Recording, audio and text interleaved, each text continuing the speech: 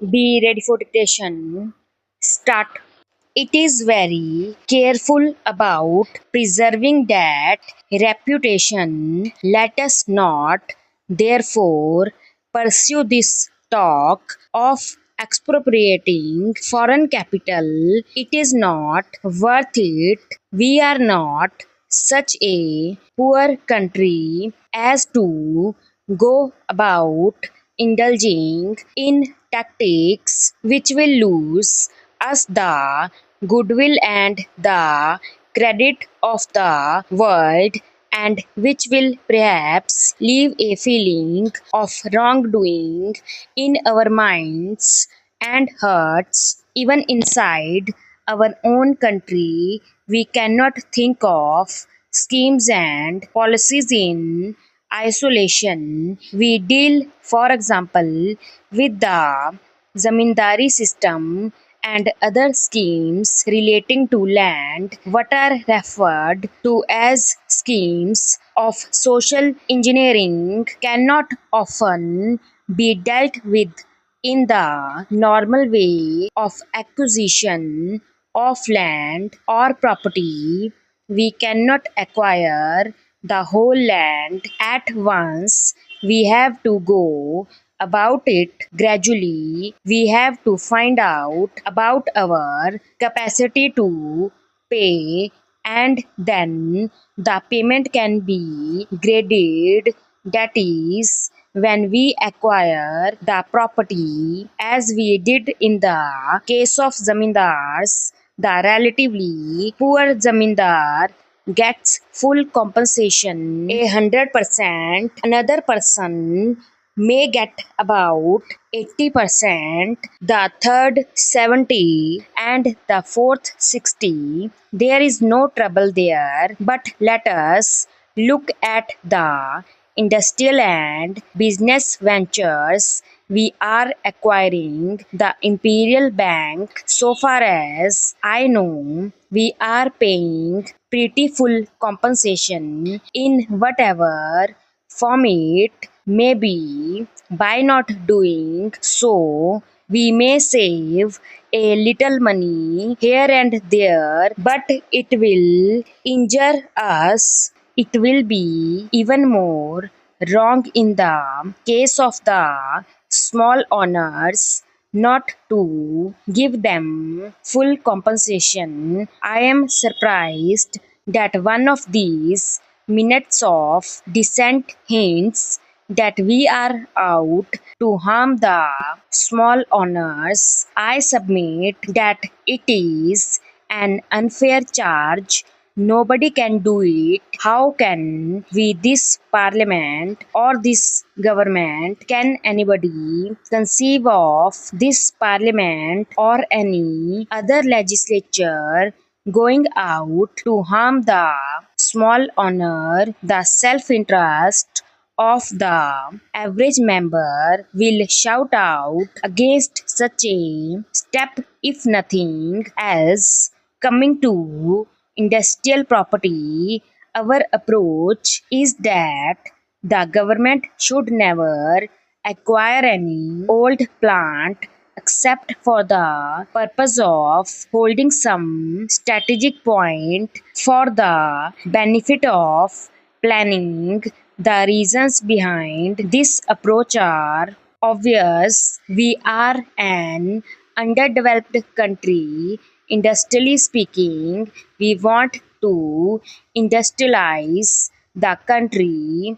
We want hundreds of factories to go up in every corner of the country. We are not going to acquire anything unless it comes in the way of our planning. The idea which is sometimes put forward by some honorable members opposite, that a kind of general scheme of nationalization would bring about great equalization, is incorrect. Drastic equalization in that way simply means equalization of the lowest stage of poverty. That is not good enough.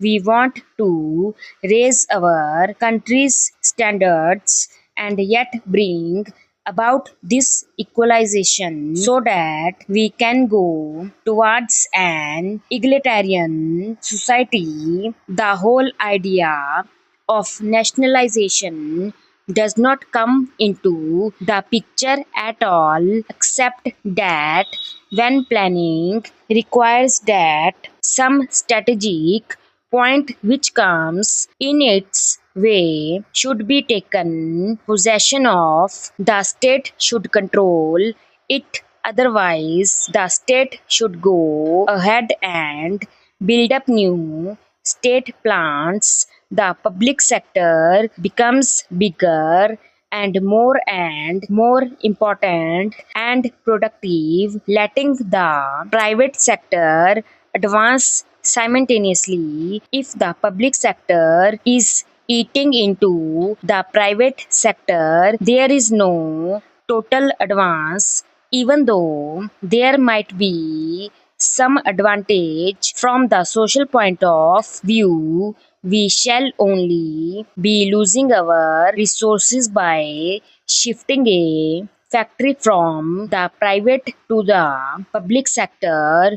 The House will forgive me if I often talk about atomic energy. I do that because I wish people to realize how the whole basis of our future industrial living pattern may be affected. I have no doubt that just as we were affected by the advent of steam and electric power, the advent of atomic power in the next 10, 15, or 20 years will make a vast difference to the running of all our factories. This is another reason why we should not go about wasting national resources in mere acquisition of property when we can build other plants which are more modern. And if we have to acquire property, we should pay just and equitable compensation. There may be many rich men owing these interests, but many of these large properties are limited liability companies with a large number of shareholders. We do not wish to deprive them. I therefore say again that all this apprehension is completely misplaced. It ignores not only existing conditions in India but the probable future line of advance. We talk about a socialist pattern of society, industrialization, the removing of unemployment, of higher standards, and so on. What is really necessary is somehow to activize and dynamize the base of the Indian social structure. I want the House to appreciate this phrase. No doubt there must be approaches from the top, but there has been too much activizing from the top layers to stop